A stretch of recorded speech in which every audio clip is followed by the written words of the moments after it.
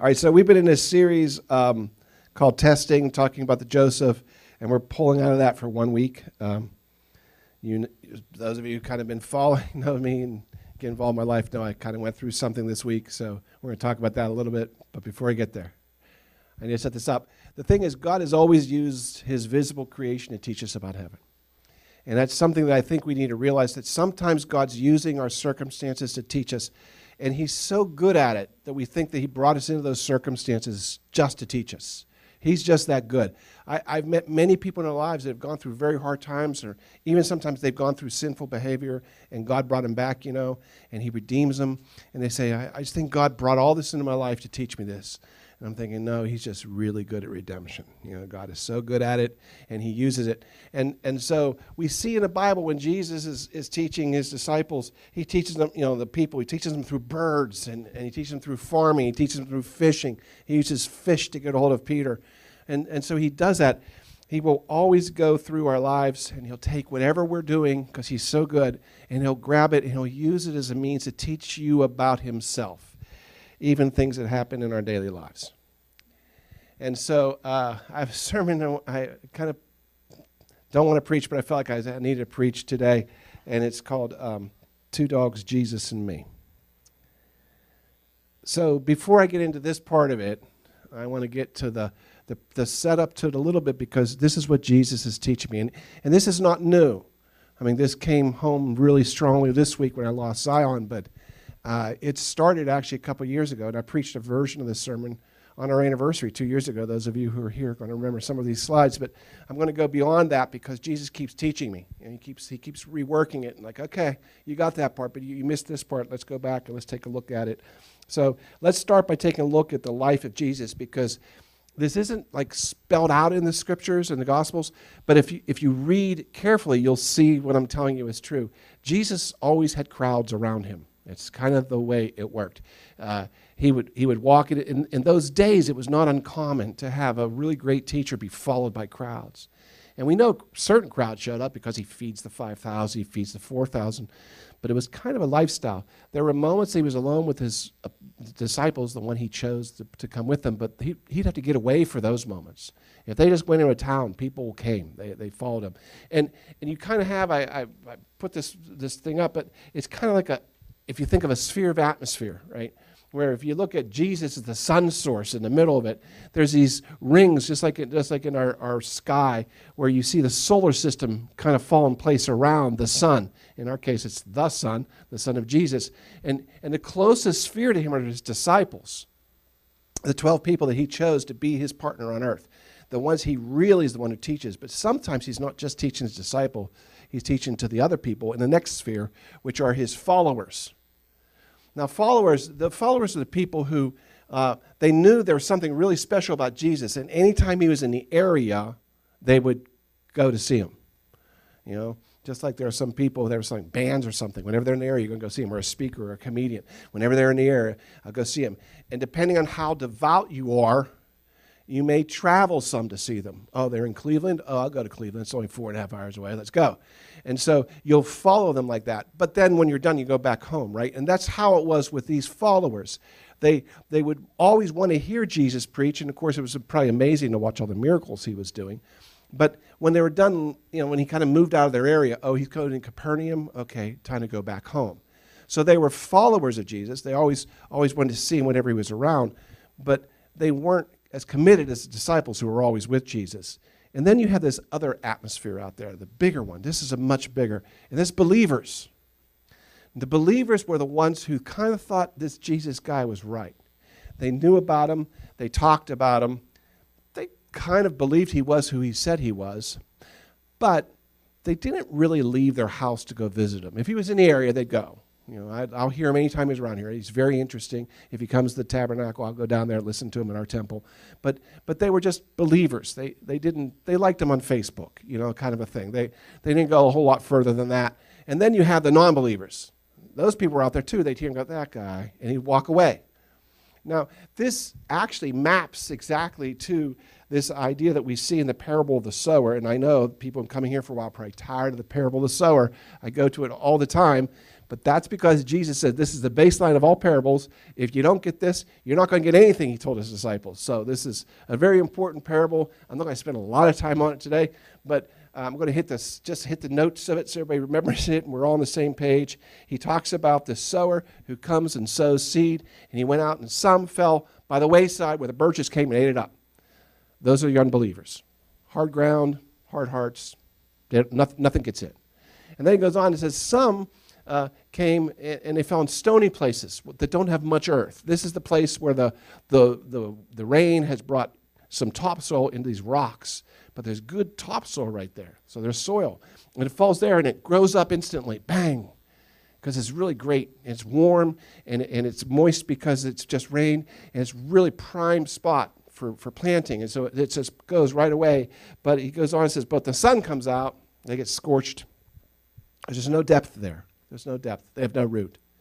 Now some falls, and that, by the way, it maps to the believers.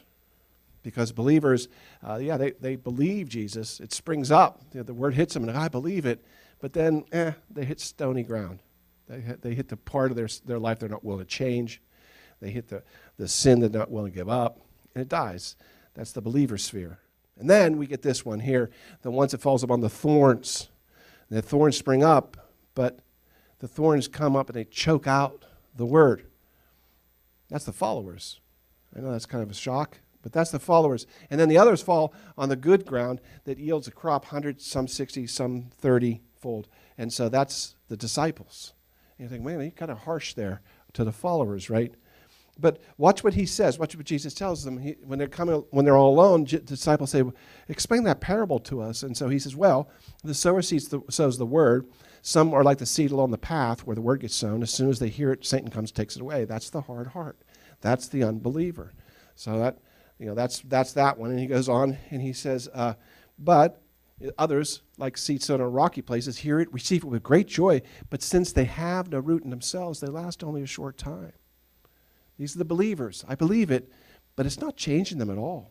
They make zero changes. They don't have any activity, even though they believe it. It's all mental. It's like, I think I kind of, but it doesn't stay.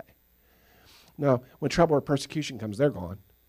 Still, others are like seed sown among the thorns. They hear the word, but the words of this life, the deceitfulness of wealth, and the desires for other things come in and choke the word, making it unfruitful. I want to show you that it doesn't die. It's simply unfruitful. This is the followers. And he specifically says there's two things that'll choke it out, cares of the world. And it's either the riches, you're chasing more money, or it's the concerns of the things. In other words, you're poor. And I don't have time for Jesus right now. I got to make money. I got to somehow get out of the situation I'm in. And that's what we see. But the seed is not dead. The other ones die. The ones on the path die. The ones on the rocky ground die. But the ones in the thorns, which is where I think most Americans live, doesn't die, it just doesn't produce fruit. Or it doesn't produce much fruit, it says. So, we say, okay, we need to build a church. How are we going to do that? Well, there's this big sphere out there. The biggest people you can grab are the believers. The people who kind of believe in God. Not long ago, I had somebody that I knew that had tragedy going on in their life, and I reached out to them. I said, hey, can I pray for you? Is there anything I can pray for? And they thanked me. And they told me what was going on in their lives. And at the end of it, they said this, thank you, because I believe in prayer. And I did pray for them. But they don't go to any church. They believe in prayer. I'm thinking, but do you know who I'm praying to? Can I introduce you to the one I'm praying to? Because I know you believe in prayer because you've maybe had people pray for you and it helped. But do you understand you can talk to God too? It's hard, but they just don't. They believe on some level, but they're not willing to change their life at all. But I'll have you pray for me. That'd be great. And I did. It doesn't cost me anything to pray. God doesn't charge me, so I'll pray. But I'm like, it'd be better if you pray too. It'd be better if I could come over and pray with you. That'd be much better. But they believe, but only to a point. That's the problem. And so that's what we need to get.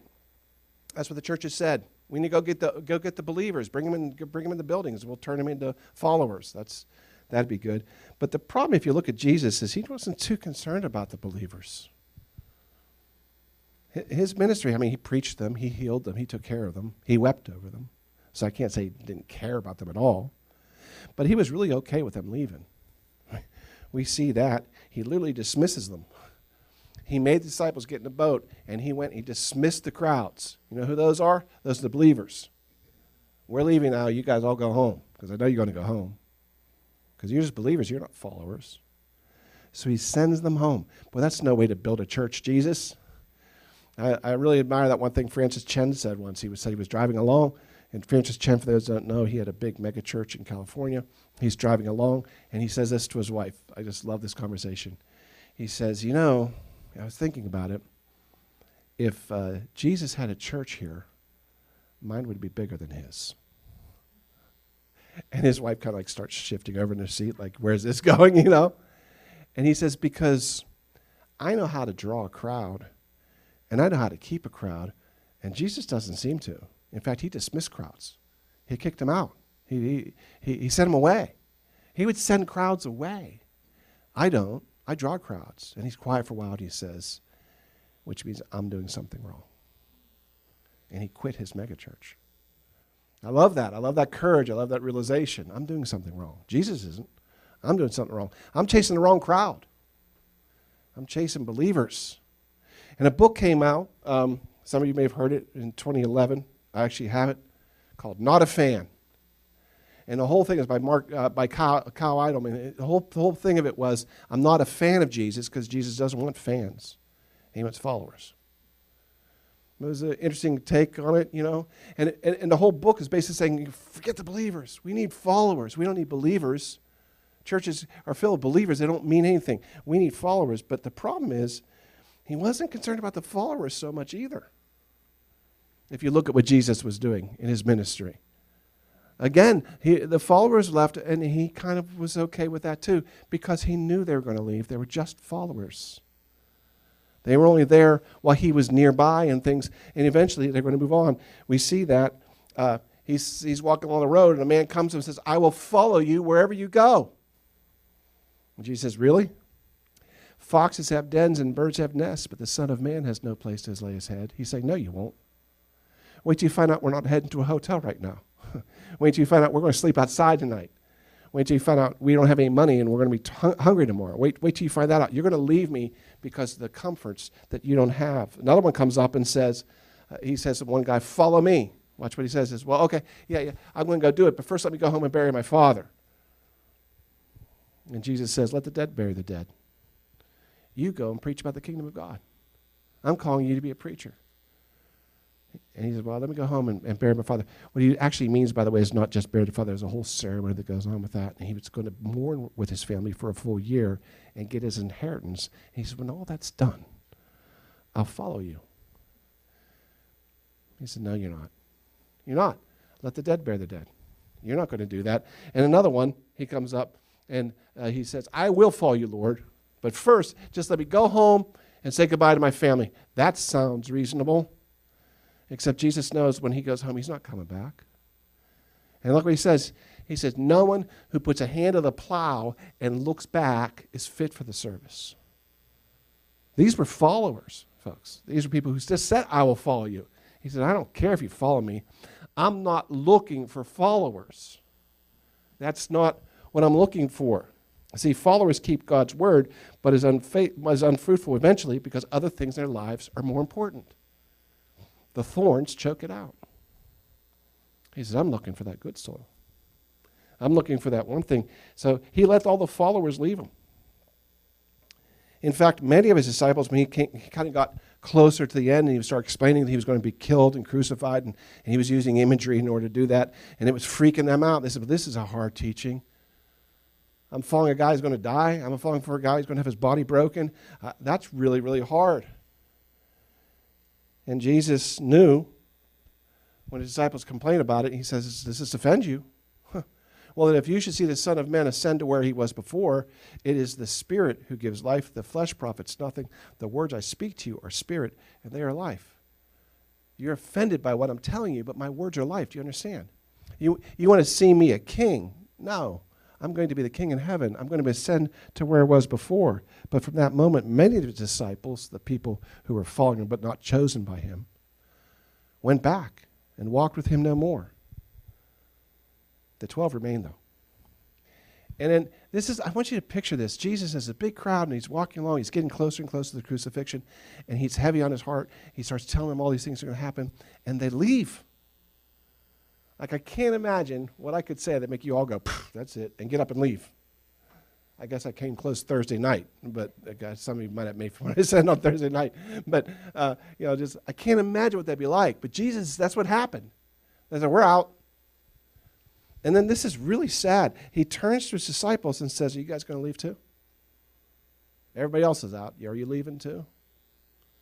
What a sad verse. I love Peter. He steps up. Says, where would we go? Your words have eternal life. And we've come to believe, and now we know that you're Christ, the Son of the living God. Where else would we go? God's in front of us. What could possibly compel us to leave God in front of us to do anything else on earth? They got it. See, a follower wants Jesus to be part of their life. A disciple wants to be part of Jesus' life. This could be last week's sermon, right? I mean, we're really kind of right in there. This is what we're talking about. Which is why Jesus says this before he leaves, therefore, go and make disciples of all nations. Not followers, not believers. Don't save them. Make disciples of all nations. In the name of the Father, the Son, and the Holy Spirit. He says, and I will be with you always. Make disciples. See, that's what he wants. He wants that inner circle there to grow. He doesn't need more followers. He certainly doesn't need more believers. That's what he wants. Because Jesus is concerned about his disciples. It's his disciples that has his heart. Because they're the ones close to him. And they're the ones who have sacrificed everything. In fact, as he's approaching the end, he says a very interesting prayer to his Father. While they can hear it, so they can all hear what he says to his Father this, I'm going to remain in this world no longer. But they, Lord, they talk to his Father, they're still in this world. I'm going to be gone soon. I'm coming to you. Holy Father, protect them by the power of your name, the name you gave me, so that they may be as one as we are one. While I was with them, I protected them, and I kept them safe by the name that you gave me. None have been lost. I had 12, and I'm presenting you 12 right now. He protected every one of them. You don't think Satan was attacking his disciples constantly? They probably didn't even know it. Jesus was protecting them constantly to keep them from falling away.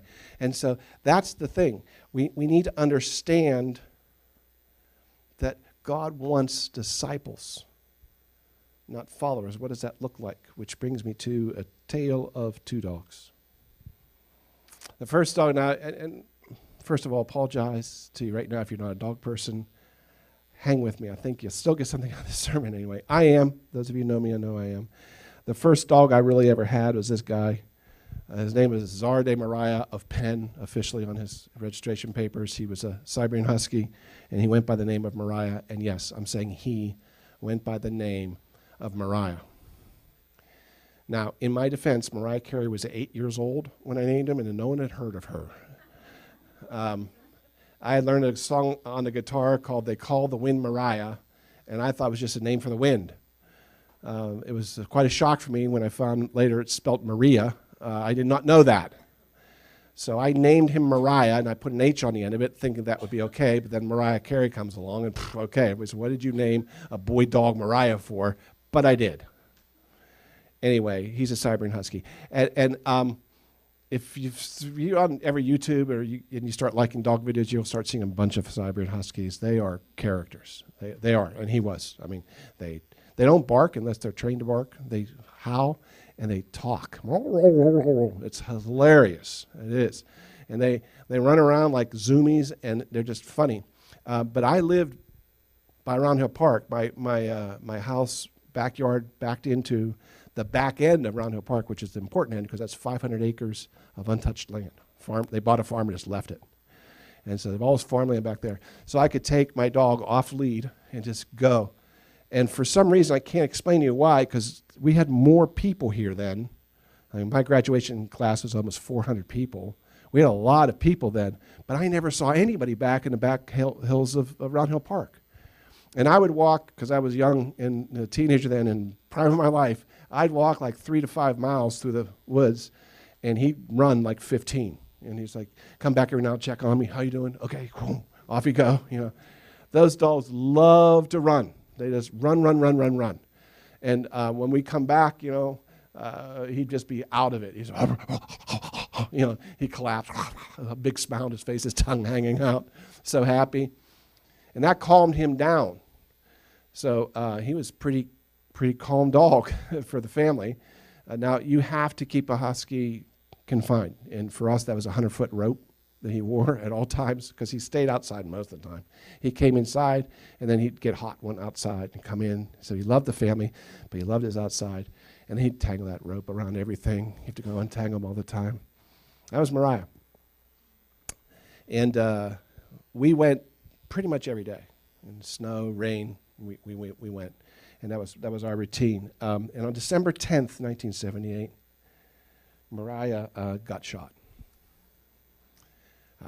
He took off. We went over the hill, and he chased a rabbit to the left. We usually go right, but I figured he'd catch up because he used to do that all the time, you know. And I could always call him. I'd do a whistle with my hands. He could hear it miles away. It was always funny when we were in the woods, and I'd do that. I could hear getting louder, louder, louder, you know. And he'd poke through, all mad at me, like, what? And he'd like come within like 25 yards of me, but no closer. I'm not done running. What did you want, you know?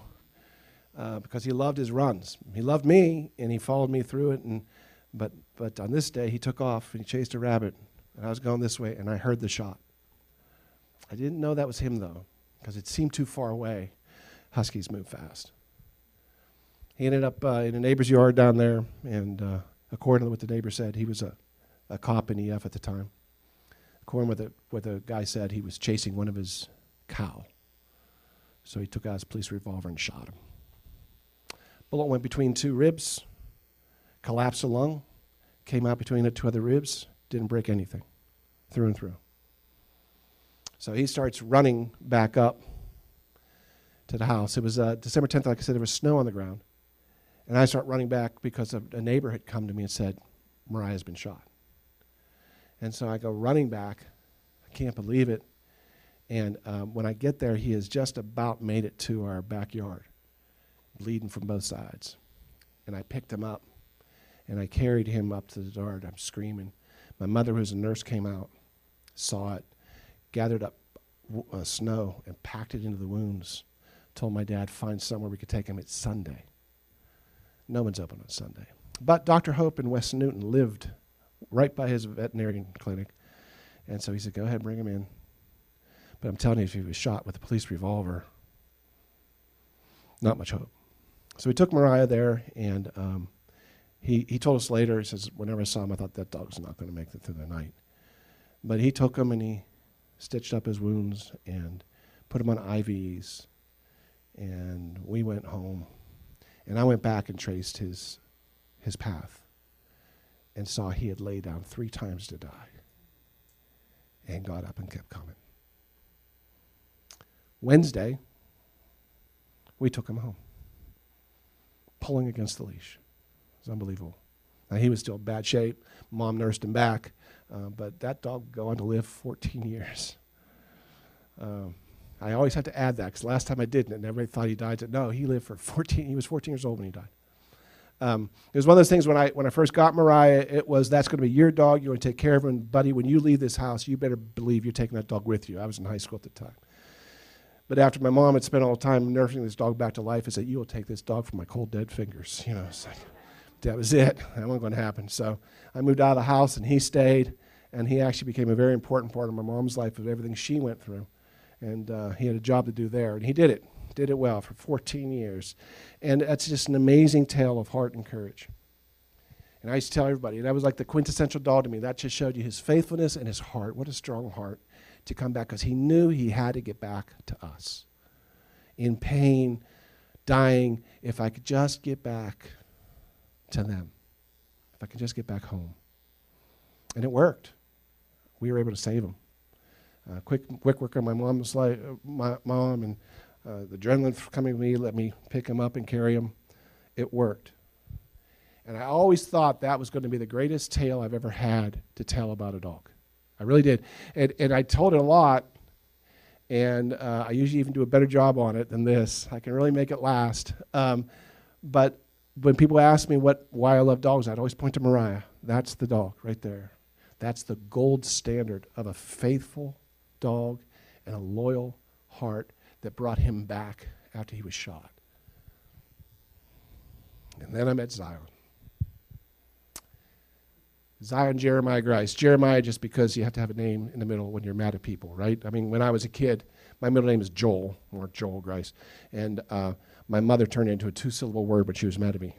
And she called me Marcus, so it was 4 syllables. Marcus Joel, that's how I knew I was going to catch it, you know. So when I was mad at him, I added Jeremiah. Zion Jeremiah, right now. But Zion, German Shepherd. Now, the thing about Zion that was interesting is, amongst the many things, he had this pack drive that was through the roof. Now, a dog has several drives in their life. They have food drive, sex drive, prey drive, play drive, defensive drive, pack drive. There's different things. And it matters to trainers because you try to find out where the dog is high in a drive, and you use that to train them. Food drive's always usually there, so you use food. But for some dogs, you're better off playing with them. You know, it's just they're better like that.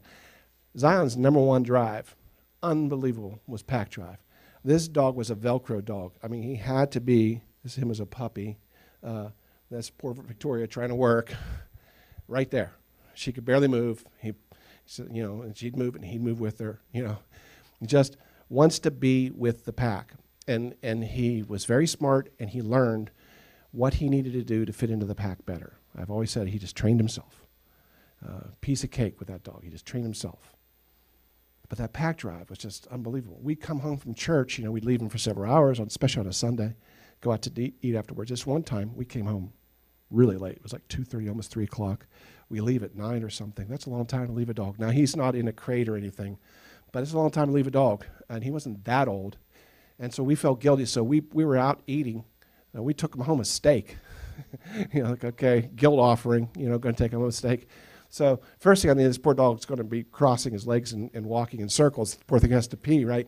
So I come home, we walk to the front door, I open it up, and the dog comes out to greet us, you know, swirling around our legs. As we walk in the house, he doesn't go pee, follows us back in the house. So I walk into the kitchen, and he smells the, you know, the steak. He said, what's that? And I said, I have a steak for you. I dropped it in his bowl, you know. And I went back in the living room with Victoria because we're talking about stuff I'm taking, my stuff put away, and he followed us right back in the living room and left the steak behind. All he wanted was to be with us. His pack drive was through the roof. And because of that, when we went out to the park and things, I didn't have to put him on a lead or leash. He just stayed there, you know. Some of you come over to visit, you knew, you open the front door, Zion come out to greet you. People always say, oh, your dog got out. And I said, well, yeah, he does that, you know. I said, is it okay? I says, yeah. I said, well, aren't you afraid he's going to run off? I said, where's he going to go? And this is where he wants to be. When Victoria would play around how she's going to punish him, she'd pretend she's going to throw him outside, and he's like, put his paws out. Like, no, you're not. I'm staying here. He just loved to be it. So that pack drive just continued throughout his life. And here's the thing, I took it for granted so much because that's the loyal heart. You know, I missed that. And it was a couple years ago, I was thinking about both dogs. I don't know why.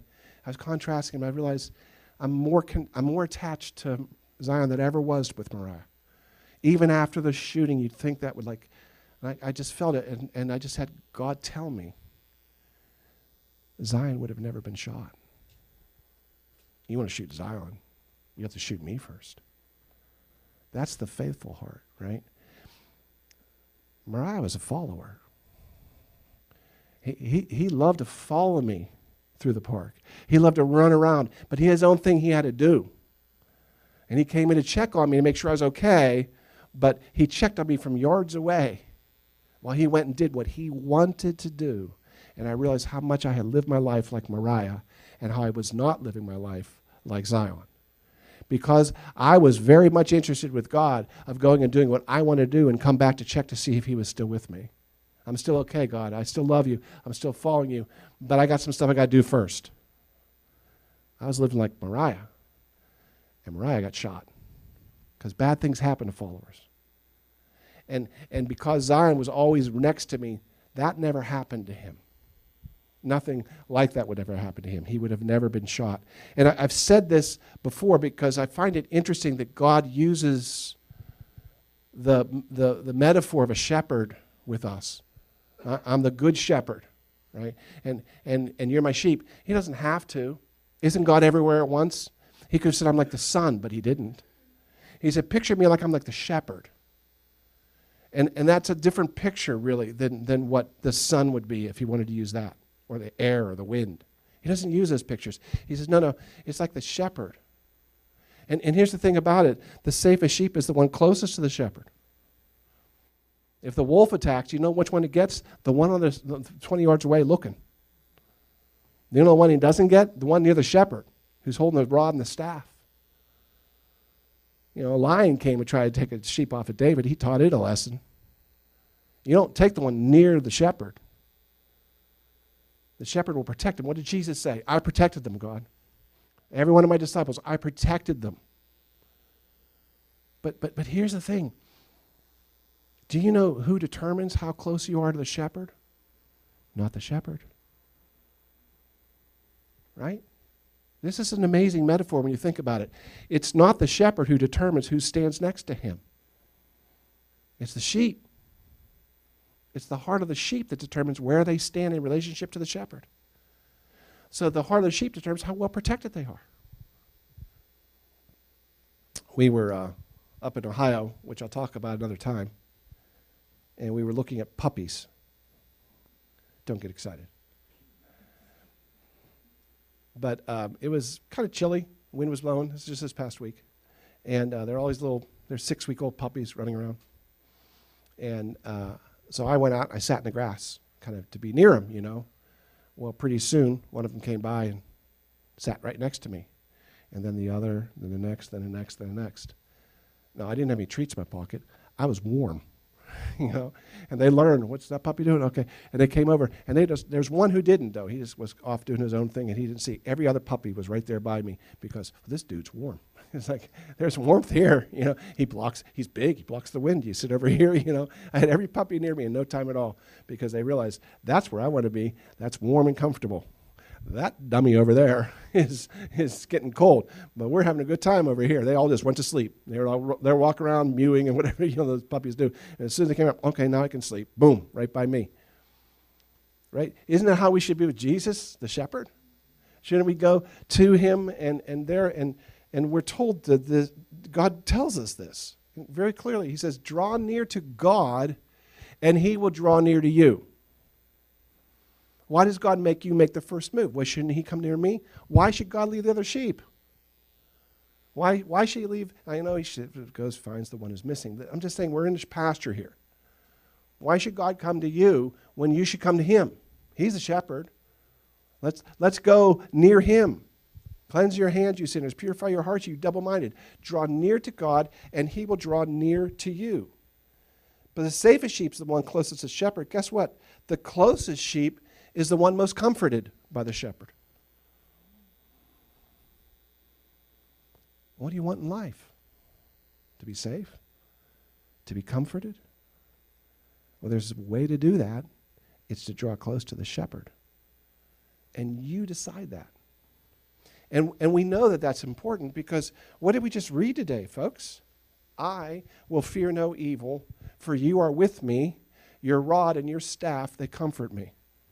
Have you ever seen a rod and a staff? A staff is a long thing, sometimes with a crook. It's used very often to gather the sheep up if they fall. And a staff, there's two different kinds of shepherds, by the way. David was clearly the rod and staff shepherd. The staff is basically a club. And he uses it, he can use it to whack a sheep if it gets out of line, but it's usually used to whack other things, to fend them off. So you got a club and you've got a staff. But they're only this tall, which means they only reach that far. So which sheep are feeling the comfort of the rod and the staff? Look around. That's how far they reach. If you're outside of that, the rod and the staff will not comfort you, for they cannot reach you. Now, going back to Moriah for a second, we saved his life. But he had to go through that because he wasn't with me. If he had been Zion, we would have had a nice little walk that day. And nothing would have happened to him. Do you see where I'm going with this? You're hearing me here? So this was all drilled to me very strongly this past week. And I'm going to try to do this quickly without too much detail. Last Saturday, while I was here preaching, those of you who were here, Zion was home. He couldn't move. It just happened. I mean, Zion was 7 years old. His father lived to 8. Big dogs don't live as long. When I got Zion, I thought he'd live 14 years because Moriah did. Moriah was not a 150-pound dog, though. And so I figured Zion, when I got him, I named him Z. Zion, he was my last litter. I figured he'd be my pup to take me in my 70s. And when I got in my 70s, I didn't think I could do another German Shepherd. And I didn't ever want a dog but a German Shepherd. So that's why I named him that. And he was fine. We were up in the park. We were walking about 2 o'clock in the afternoon. And all of a sudden I look over, and he's laying down in the grass. He didn't cry out, didn't complain, didn't wince. He's just lying there looking at me. I thought that was peculiar. Never done that before. So I go over, and I said, okay. Now, I knew that he had arthritis starting in his right knee, which had caused him to walk a little wonky. But he was still fine. He wasn't complaining about it. We walked every day. So I sat down with him. We sat there about 15, 20 minutes. He literally stopped traffic. That was the thing about him. We literally had cars stop and tell me how beautiful he was while he was sitting there. Yeah, thanks. Weird, but okay. And then I got up, and he got up. And we walked back to the car. That was odd. We took a break. Okay. Gets in the Jeep, come back home, walks up the hill to the house, goes in the house, lays down in the foyer. A couple hours later, I'm getting ready to church. Come on, let's go out. Got to let you go potty before we leave. And he can't get up. That fast. I try to get him up. He finally does get up because he'll try for me. I mean, he's hurting everywhere. It's not just his one knee. It's both legs and front paws. He lays back down. That fast. I don't know what it is. I think somehow this arthritis has gotten worse. I don't know. So we come to church. Don't know if I look distracted, but a little distracted. And before I left, I gave him a pain pill, thinking, well, that might help him. And so we went back home after church, and we couldn't get him outside. Then finally, he managed to stagger outside. We couldn't get back inside. Mark came over. We spent a couple hours trying to get him back inside. 154 pounds is heavy when it doesn't want to move. Be careful what you name your dogs. Zion was the mountain that could not be moved. and touching him hurt everywhere. Everywhere he touched him hurt. Somehow, miraculously, we don't even know how, he managed to get up and come back in the house on his own. We were inside talking about what to do, and all of a sudden the door opens up. Here comes Zion, and he collapses again. That night, he moved in the other room, and he sat there Sunday all day. Didn't move. When we were here on Sunday, I had Jeremy and Emily come over to watch him while we were here. And I had 2 people come up to me. I thought, obviously I'm going to put him to sleep. I mean, that's all I could think. It was too soon. It's only 7 years. It's way too soon. But something's going on here, and I can't fix it. And I had 2 people come up to me and tell me I had the same thing happen with my dog. It's Lyme. You get tick, you get a Lyme. It's the same thing. 3 days with an antibiotic, he was completely better. I went, whoa. So I looked it up. They're right. All the symptoms matched. Better yet, the antibiotic was doxycycline, which he had taken before. I knew he tolerated it. The problem was, it is Sunday, and nothing's open. My vet's not open. Pharmacy's not open. I'm frustrated because I had a bottle of doxycycline that I had thrown away. And I remember doing it. I'm angry with myself. If I had just kept that, I could give him in 3 days. But if you don't get him quickly, it can get in their liver and they die. Their kidneys, and they die. But we reached out. And we had D. Schwab said, I have it. I was given it, and I didn't finish it. I still have a bottle of it. 8 pills. Zion was so big he needed 7, but 8 pills. My brother called me. I have it. And he comes over and brings me 8 pills. This is God, right? This has to be God. And a lot of you are praying for me. I thank you for that. And we're like, this is God's hand, clearly, because I had 2 people confirm that it was Lyme to tell me what it was. And then I had 2 people bring me the dose. I told Victoria, I don't even know why I have 2. That doesn't make sense. God's like over-providing because I need today, tomorrow, I'll get it off my vet. It'd be no problem. Except it was a problem. The next day, I couldn't get my vet to prescribe it. She wanted me to bring him in. I said, I'm not bringing him in. It was back and forth. By the time she finally told me okay and called it was too late. I couldn't get it to him and get it back to him in time for his next dose. But I had the second dose. I'm like, oh, this is God. Look what God's doing. This is miraculous. I know you all got excited, By this time, he had stopped eating. So I had to force feed him the pills, but I did that. We've done that before. And I'm waiting for him to get better. And on Tuesday, he doesn't look any better. So I go to call the vet to try to talk about maybe modifying some other things. And she says, I'm not doing anything unless you bring him in. I said, there's no way I'm bringing him in. They said, we can't help you. I hung up, but it didn't matter. He had breathed his last breath and he was gone. Victoria said, you need to look at him. I think something happened. She heard him breathe his last breath.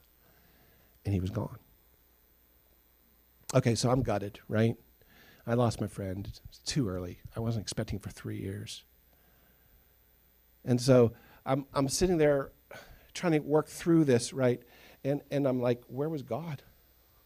I mean, really, honestly, okay, God, I get it. If he's going to go, he's going to go. But why'd you mess with my emotions like that by giving me 2 doses of this that wasn't going to help him? That I don't get. And in my life, I have had 2 kinds of faith that I believed in. The first kind of faith is predestinarian faith, taught to me by John Calvin. John Calvin's faith was no help. Because what it says is, it's all right, this is all part of God's plan. You may not understand it now, but someday you will. Well, thanks a lot, but right now is when I'm hurting. Someday, I won't be hurting. And then I understand it. What a useless faith that is. That doesn't help me. That's no comfort right now. But I don't have that faith anymore. I discarded that years ago. But what I adopted from that instead was the word of faith, which we talked about a lot in my last series, because the word of faith teaching was no help at all either. You know what it taught? It's your fault. Because if you had just had faith, that dog would have been healed. You clearly doubted. And oh yeah, you bet I doubted, because the symptoms weren't getting better. So it's all your fault. That's no comfort either, let me tell you. But I had discarded that faith too. And the faith that I had left, the faith I preached about in the last series, was the faith that carried me through. And it starts with this. There is a God. I know that for a fact. He is good. I know that for a fact too. And he loves me. I know that too. And then God reminded me of my prayer. See, 4 months ago, when Zion's father passed away at age 8, I became aware of the fact that Zion wasn't going to live to be 14. I can't say I was fearful or anything. It wasn't God spoke to me. I just had a sense. He's not going to live to be 14, is he, Lord? And I started praying this prayer. Please, Lord, 14, please, 14, come on. You let Mom have Mariah until 14, come on. That dog was shot for crying out loud. He lived to be 14. But if he goes, could you please take him at home quietly? You see, every dog owner who's had to go through this knows what I'm talking about. There comes a time when you have to choose. Not for your convenience, none of you love the dog, but you have to measure the pain they're in and the suffering they're going through against your desire to have them alive. And then you have to make that choice and say, today is the day, it's too much. The dog doesn't get a vote. And I'm not going to go through everything because I know I see some of you guys going through it. You know what I'm talking about. I'm not going to go through that because I don't want to dredge anything up on them, but there are doubts and nagging things that happen to you when you're in that room. And I'm always in the room with the dog. I don't leave them and go. That's cowardly. I'm there. I've put down dogs before. I know what it's like. I said, God, please don't let me do it to Zion. That's too much. If there's any way that I can avoid that, I know I'm being a coward, but if there's any way I can avoid that, please, Lord. This dog wants nothing more than to be with Victoria and me. Can he be passing away with just Victoria and me there? And God answered that prayer. And when I realized that, and I, by the way, I've never had that happen. I don't know if you have. I've never had that happen. All my dogs, I've had to put them down. And when I realized this was miraculous, there was no cry out of pain. There was no whimper. There was no nothing. He just breathed his last and passed. Exactly what I prayed for. And I said, oh, God, you do love me. Now I see it clearly. You do love me. In fact, you gave me the answer to my prayer. 2, if you count the fact that I got Zion to begin with. But this is an answer to my prayer, and I think that's really great, because here's the reality. When you bring this thing into your life, one day it's going to die. Wait, it gets better. She chases him. You know when you bring them home, this is what's going to happen. They don't live as long as we do, right? Like the old saying goes, the problem with a great dog is one day it breaks your heart. I knew it was going to happen. It's 3 years too soon. But that's what happens when you bring these things into your life. That's what happens. And you're signing up for that.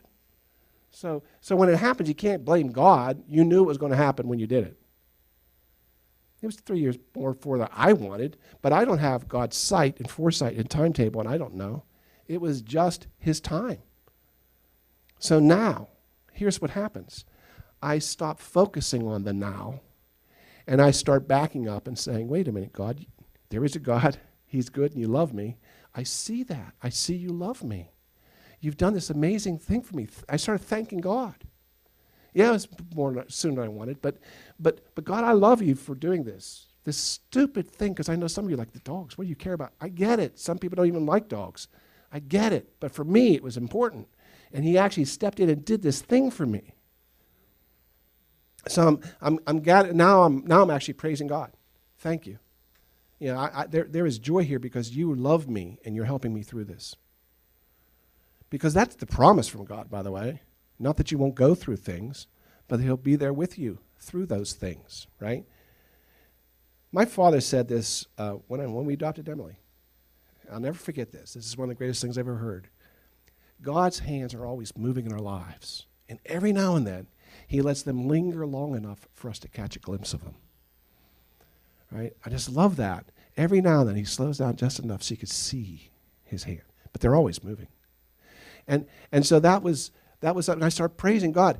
And then after a little while, I said, okay, but God, really have to ask, what was the deal with the medicine?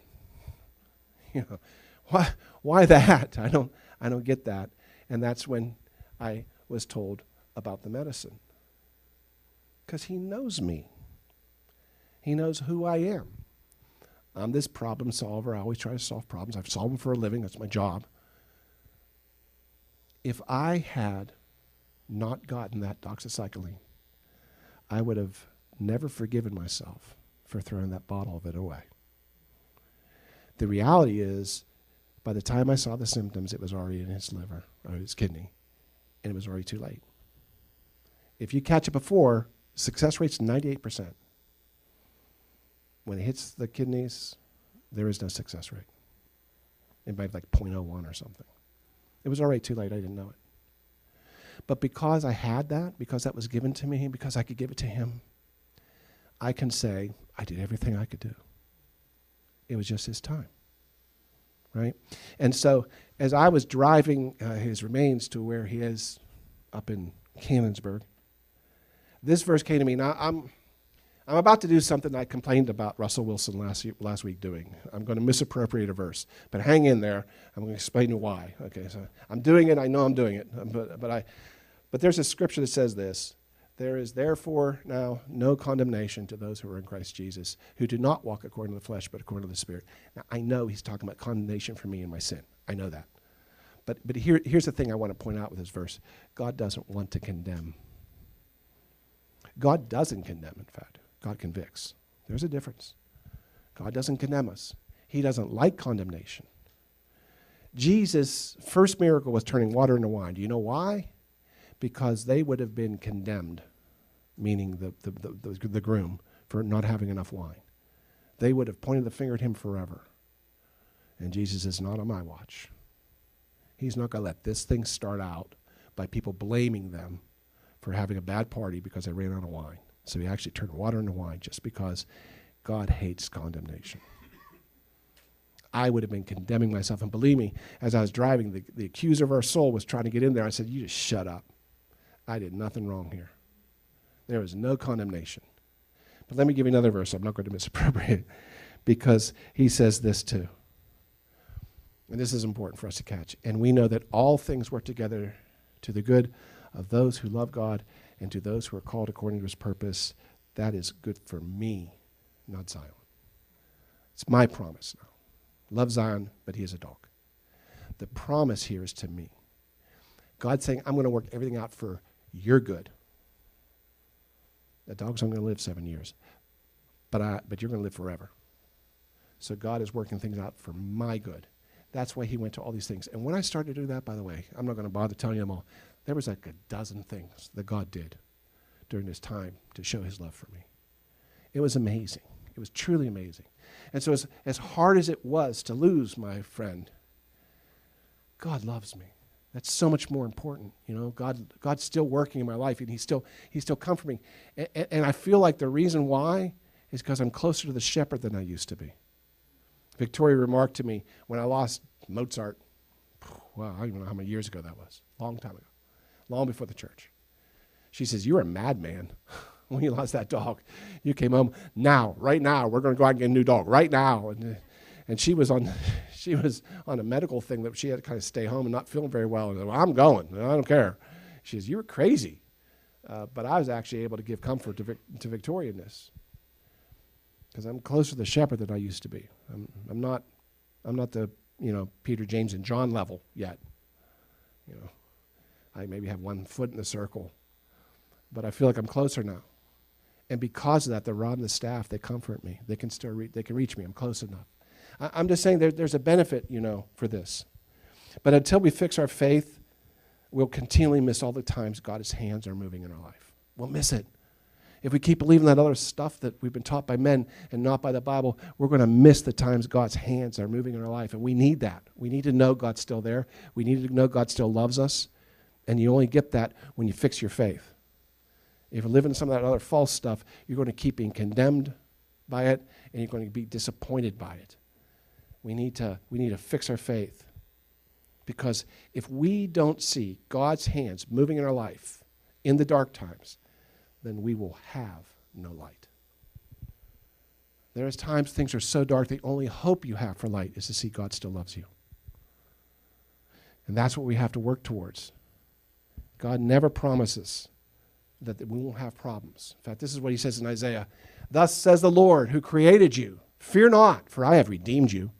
I have called you by your name. You are mine. When you pass through the waters, I'll be with you. And through the rivers, they shall not overflow you. When you walk through the fire, you shall not be burned, nor shall the flames scorch you, for I am the Lord your God. He doesn't say you're not going to go through the water. He's not saying you're not going to go through the flame. He's saying I'm going to be there with you through it. And when you see God's hand moving in your life to comfort you, you suddenly realize whatever I'm going through here doesn't matter. The God who loves me enough to comfort me through this silly stuff is the God who's going to take me to live with him forever and wipe away every tear to live with him. Thank God his hands are still moving in our lives.